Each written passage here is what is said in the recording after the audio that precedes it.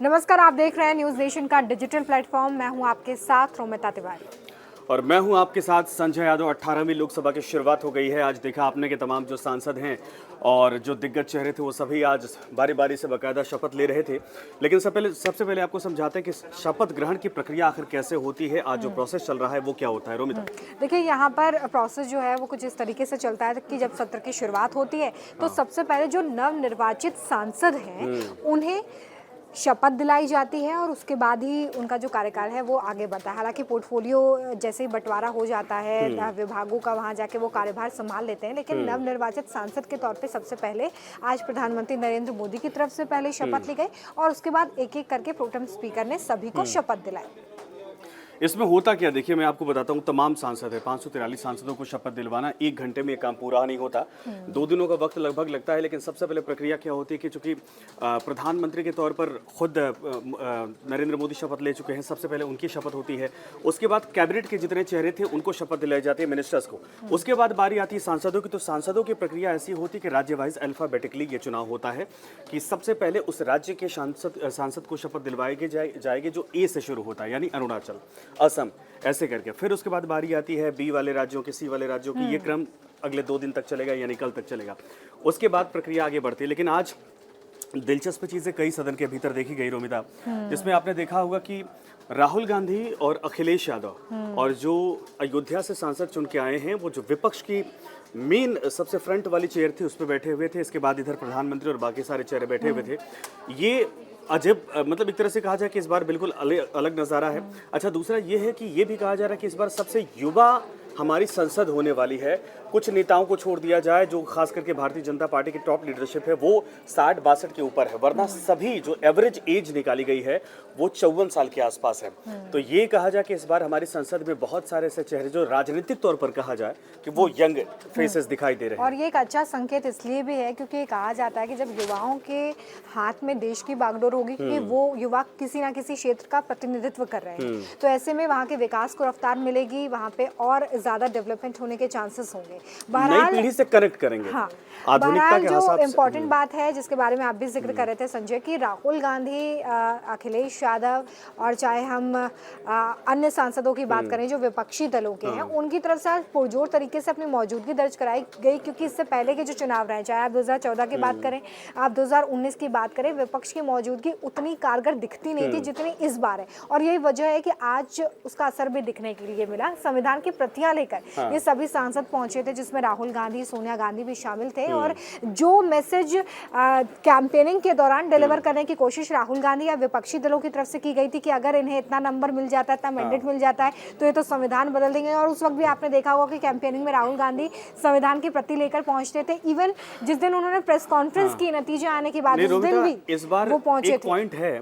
इस बार ये है कि देखिए, विपक्ष में जितने नेता हैं, मैं विपक्ष का अगर सत्ता पक्ष की बात करूंगा तो उसमें दोनों को मिलाऊं। इस बार जो बीजेपी से इतर कई पार्टियां हैं जिनके वाकई में कॉन्फिडेंस बढ़े हैं। यानी पहली दफा 10 साल में ऐसा हुआ है जिसमें समाजवादी पार्टी को 37 सीटें आई हैं। कांग्रेस पार्टी की इन 10 सालों में पहली बार ऐसा हुआ है कि भाई 100 सीटों के आसपास ये पहुंची है। एक निर्दलीय अगर मिला दिया जाए तो 100 सीटें हो गई। इसके अलावा AIADMK है, DMK है, आपकी TDP हो गई, TMC हो गई, ये तमाम JDU हो गई, ये तमाम पार्टियां हैं जिनके पास एक अच्छा खासा नंबर है। और इनमें से जो विपक्ष में पार्टियां हैं, जिनमें समाजवादी पार्टी और खास करके कांग्रेस की बात करें, तो इन दोनों पार्टियों के लिए मुझे लगता है कि ये जो लीडरशिप नई वाली है, राहुल गांधी और अखिलेश यादव, ये सबसे ज्यादा अगर सफलता इनको अपने कार्यकाल में मिली है तो यही साल है।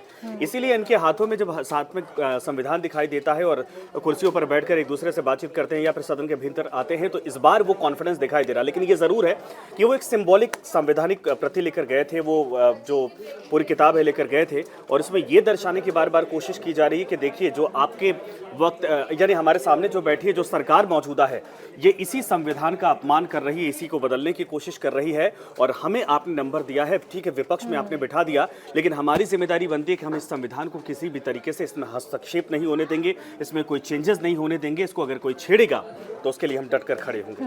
और ये एक बड़ी वजह है क्योंकि राहुल गांधी जब भी बयान देते नजर आए, उन्होंने बार बार ये भी कहा, जिस दिन प्रेस कॉन्फ्रेंस के नतीजे आने के बाद उस दिन भी ये कहा और आज भी जो उनका बयान सामने आया उसमें वो ये कहते हुए नजर आए कि हम ये मैसेज लोगों तक डिलीवर करने में कामयाब रहे हैं और अब हम उसी को आगे बढ़ा रहे हैं। हालांकि प्रधानमंत्री का जब संबोधन हुआ तो उन्होंने विपक्ष को लेकर जमकर निशाना साधा, साफ तौर पे कांग्रेस उनके निशाने पर थी। उन्होंने बीते 50 साल का जो भी कार्यकाल रहा है कांग्रेस का, उसको लेकर काफ़ी तीखी बातें रखी। उन्होंने इमरजेंसी को लेकर भी निशाना साधा। तो कुल मिला के इस बार आप ये समझ सकते हैं कि जो संसद की कार्रवाई है वो पिछले 10 साल में जैसी नहीं हुई वैसी इस बार होने वाली है, क्योंकि विपक्षी सांसदों की तरफ से काफ़ी मुद्दे हैं जो उठाए जा रहे हैं। इसमें सबसे जो बड़ा मुद्दा है अभी वो तो नीट का है। नहीं, नीट तो अभी जाहिर सी बात है, लेकिन 5 साल इस बार ऐसा नहीं लगता है कि वाकई में सदन के भीतर सब कुछ सरकार के हिसाब से बड़े आराम से चलेगा। इस बार वो परिस्थितियां होने वाली है जब आपको जमकर हंगामा होता दिखाई देगा। अच्छा देखिए, आप याद करिए जब यूपीए 1 और यूपीए 2 का वक्त था तब भारतीय जनता पार्टी विपक्ष में थी, लेकिन ठीक ठाक नंबर थे, अच्छी मजबूत विपक्ष की भूमिका थी। तो उस दौरान क्या हुआ, जब भी कोई मसला होता था आपने देखा होगा सदन के भीतर वो पूरे देश में आवाज गूंजती थी। और अब मुझे लगता है कि नई पीढ़ी में ये तमाम जो नेता गए हैं ये विपक्ष में अगर बैठे हैं तो इनको सीखने का बहुत मौका मिलेगा। लेकिन ये जरूर है कि सरकार के लिए बहुत सारी चीजें इस बार उतनी आसान नहीं होने वाली जो पिछली बार थी। इस बार हंगामे के पूरे आसार हैं और इसके तेवर आपको फिलहाल जब लोकसभा चुनाव हो रहा था उसी दौरान इन नेताओं की तरफ से मिले भी, और उसके बाद जो नंबर आया ये इनके हौसले को और बढ़ा देता है। हाँ, ये जरूर है कि आज देखिए 2 दिलचस्प तस्वीरें आई। एक तरफ प्रधानमंत्री जब शपथ लेने गए तो उस दौरान उन्होंने, चूंकि देखिए सत्ता पक्ष और विपक्ष यानी सदन में दोनों की भूमिका होती है। प्रधानमंत्री कल भी जब अपनी बात को आज ही शायद अपनी बात को रख रहे थे, उन्होंने कहा कि हम चाहते हैं कि मजबूत विपक्ष के तौर पर विपक्ष अपना काम करेगा और हमारे साथ मिलकर काम करेगा। लोकतंत्र की एक खूबसूरती है। तो वो प्रधानमंत्री जब पहुंचे मंच पर आपने देखा और वहां से बाकायदा उन्होंने सबसे पहले नमस्कार किया और वहां पर बैठे थे पूरा विपक्ष को, हालांकि सिंबॉलिक तौर पर वो कहा जा सकता है, लेकिन अखिलेश और राहुल बैठे थे। तो ये दिखा रहा था कि आप लोगों के साथ भी चलना है और विरोध भी आप लोगों का सहना है। और कई मुद्दों पर ऐसा भी हो सकता है कि आमने सामने होंगे, लेकिन जो उनकी अपील है एक तरह से कहा जाए, चाहे भाषाई तौर पर चाहे अपने संकेतों के आधार पर, कि सदन की गरिमा मर्यादा और देश को सबसे ऊपर रखकर इस भूमिका का निर्वहन करना है। बिल्कुल, और ये बहुत ज़रूरी भी है डेमोक्रेसी के हिसाब से कि एक मजबूत विपक्ष हो जो सत्ता की ऐसी नीतियों और ऐसे कामों का विरोध भी करे जो पसंद नहीं आते हैं या जो जनता के हित में नहीं है, जिसे वो समझते हैं कि इसमें और सुधार हो सकता है, उसको लेकर अपनी बात रखें। अब देखिए इससे एक कदम और आगे बढ़ते हैं, क्योंकि आज का दिन जो है वो शपथ ग्रहण में निकल गया और संभवतः कल का दिन भी जो है वो शपथ ग्रहण में ही निकलने वाला है। लेकिन जो तीसरा दिन है यानी कि परसों की अगर हम बात करें तो ये दिन बहुत महत्वपूर्ण इसलिए है क्योंकि अब स्पीकर का चुनाव होना है। डेप्यूटी स्पीकर को लेकर भी पेच फंस सकता है। अब बड़ी बात ये निकल कर सामने आ रही है कि अगर डेप्यूटी स्पीकर का पद विपक्ष को नहीं दिया जाता है तो फिर वो अपना उम्मीदवार भी उतारेंगे और फिर वो लड़ाई अलग तरीके से लड़ेंगे। अब देखना महत्वपूर्ण होगा कि यहाँ पर स्पीकर का जो पद, डेप्यूटी स्पीकर का जो पद है, उसके लिए ये लड़ाई कैसे आगे बढ़ती, क्योंकि पिछले 2 बार के अगर आप कार्यकाल को देखें 2014-2019 में तो डेप्यूटी स्पीकर थे ही नहीं, लेकिन इस बार 14 वाले कार्यकाल में थे, 19 वाले में नहीं बनाए गए 19 में नहीं थे। तो पिछली बार की तरह और इस बार की तरह अगर आप इन दोनों ही सिचुएशंस को कंपेयर करेंगे तो आप ये समझ सकते हैं कि इस बार बहुत ही अलग परिस्थिति। अच्छा, एक चीज और बताना चाहता हूँ रोमिता, अगर मान लीजिए विपक्ष स्पीकर के तौर पर अपना भी उम्मीदवार खड़े करता है तो इससे क्या बदलेगा? कुछ नहीं बदलने वाला है। सरकार के पास नंबर है और सरकार अपने ही प्रत्याशी को इस बार स्पीकर बनाने में बिल्कुल सफल हो जाएगी। से खाना पूर्ति होगी। हाँ, वो सिंबॉलिक तौर पर ये हो जाएगा कि विपक्ष भी एक कोशिश कर रहा है कि हम भी आजमा लें कि आखिर कोई ऐसा तो नहीं कि इनकी तरफ से फूटकर हमारी तरफ आना चाहता है। क्रॉस वोटिंग हो गई तो विपक्ष के लिए बड़ा मुद्दा मिल जाएगा और सरकार की तरफ से भी ये आश्वासन हो जाएगा कि भाई हमारे साथ है कौन या नहीं है। लेकिन मुझे नहीं लगता है कि इस पूरे मामले पर इस तरीके से, हाँ एक डील हो सकती है ये जरूर कि स्पीकर हमारी तरफ से एक तरह से निर्विरोध निर्वाचित होने दीजिए। डिप्टी स्पीकर का पद हो सकता है कि कांग्रेस इस बार बड़े मार्जिन से है और विपक्ष मजबूत है तो उनकी तरफ से किसी चेहरे को बनाया जा सकता है, लेकिन ये हो सकता है। अभी ये हाइपोथेटिकल सवाल है। सरकार के पास अगर मेजॉरिटी अच्छी खासी है और सरकार अगर ये सोचती है कि नहीं दोनों पद अपने पास रखना है तो ऐसे भी कंडीशन बन सकते हैं कि भारतीय जनता पार्टी का ही कोई चेहरा स्पीकर बनेगा और जो अलाइज दल है, अलायंस है, उनमें से किसी को डिप्टी स्पीकर बनाया जा सकता है। हालांकि परंपरा है विपक्ष को लेकर, लेकिन देखना यह है कि इसका इंतजार है। लेकिन यह जरूर है कि स्पीकर पद को लेकर अगर दोनों तरफ से प्रत्याशी उतारे जाते हैं तो इसमें सरकार के लिए कोई ऐसी परिस्थिति नहीं कि सरकार संकट में आ जाएगी। हाँ, ये जरूर है कि इस बार फ्लोर टेस्ट करवाना होगा, नंबर मेजॉरिटी साबित करनी होगी, जो औपचारिक प्रक्रिया होती है उसी में साफ हो जाएगा किसके पक्ष में किसके पक्ष में नहीं माहौल इस वक्त है।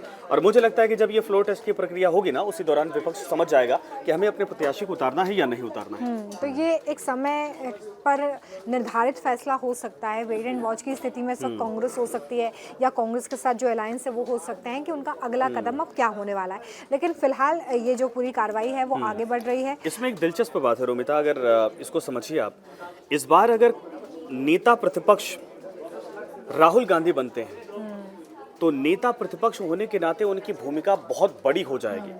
असल में क्या होता है, जितनी भी समितियां होती हैं सदन को लेकर या देश में जितने भी बड़े बड़े जो संवैधानिक संस्थान हैं उन सभी की जो नियुक्तियां होती हैं उनमें नेता प्रतिपक्ष की भी भूमिका होती है और उसके पास इतनी अथॉरिटी होती है कि वो बाकायदा प्रधानमंत्री को भी कॉल कर सकता है, यानी कॉल करने का मतलब उनको भी कह सकता है सदन के अंदर उपस्थित हूँ। तो इस बार अगर राहुल गांधी को ये जिम्मेदारी मिलती है, राहुल गांधी नेता सदन प्रतिपक्ष बनते हैं, तो आप समझिए कि इस बार ऐसा नहीं है कि सिर्फ भारतीय जनता पार्टी के आधार पर ही सारी चीज़ें होंगी। राहुल गांधी वो हैं जो किसी मसले को एक बार पकड़ लेते हैं, कुछ भी हो जाता है, उनकी सदस्यता चली जाती है, तब भी उस पर टिके रहते हैं। हालांकि ये बात जो है ये मीटिंग में भी उठी थी और उस वक्त राहुल गांधी ने कहा था कि वो इस पर विचार करेंगे, सोचेंगे, समझेंगे और उसके बाद अपना फैसला सुनाएंगे। मतलब फिलहाल इस बात की चर्चा तो हो ही रही है, अब देखना ये होगा कि राहुल गांधी फैसला क्या लेते हैं, क्या वो नेता प्रतिपक्ष के तौर पर सदन में दिखाई देंगे, नहीं दिखाई देंगे, इस पर वो फैसला करेंगे। ये समय की फिलहाल बात है। तो आज हम डिस्कशन कर रहे थे कि किस तरीके से सदन की जो कार्रवाई है वो आगे बढ़ रही है और आगे इसमें और क्या डेवलपमेंट्स हो सकते हैं। देखिए, इसको लेकर अब ये है कि पहले तो 2 दिन पूरी शपथ प्रक्रिया होगी, फिर प्रधानमंत्री की तरफ से स्पीकर के नाम का प्रस्ताव रखा जाएगा। अगर उस पर विरोध होता है तो फिर दूसरा प्रत्याशी भी सामने आएगा, नहीं होता है तो निर्विरोध चुने जाएंगे, या हो सकता है कि सभी की तरफ से सहमति हाथ उठाकर बाकायदा स्पीकर का चुनाव कर लिया जाए। और इस तरीके से अगर हो जाता है तो वेल एंड गुड, नहीं होता है तो फिर मुझे लगता है कि 1 या 2 दिन सदन के भीतर खींचतान की परिस्थिति जरूर पैदा हो सकती है। हालांकि फैसले अभी से प्रत्याशित तौर पर कहा जाए कि सबको पता है, लेकिन यह जरूर है कि विपक्ष इतनी आसानी से कहा जाए कि लड्डू हाथ में पकड़ा कर रख कर और दे नहीं सकता है। कुछ न कुछ हंगामा जरूर करेगा, उसको भी पता है कि फैसले क्या होने वाले, लेकिन फिर भी हंगामा करेगा क्योंकि उसको मौजूदगी अपनी दर्ज करवानी है। और अगर पहले दूसरे दिन से या तीसरे दिन से, पहले ही कार्यकाल, पहले सत्र में अगर ये मैसेज देने में देश में कामयाब हो जाती है कांग्रेस पार्टी या विपक्ष कि विपक्ष इस बार मजबूत है और वो हर एक मसले का उतने ही मजबूती के साथ सामना करने को तैयार है जितना पिछली बार कमजोर कहा जा रहा था, उससे बिल्कुल इतर, तो ये विपक्ष के लिए आने वाले चुनाव में, विधानसभा चुनाव में बहुत मार्जिनेबल होगा। मुझे लगता है कि सत्र भी क्यों कहना चाहिए, हमें कहना चाहिए कि आज ही इसका ट्रेलर जो है वो देखने दिख के लिए गया, भी मिला है। बिल्कुल सही। तो इस बड़ी खबर पर हमारी नजर बनी रहेगी। फिलहाल हमारे साथ इस डिजिटल लाइव में इतना है।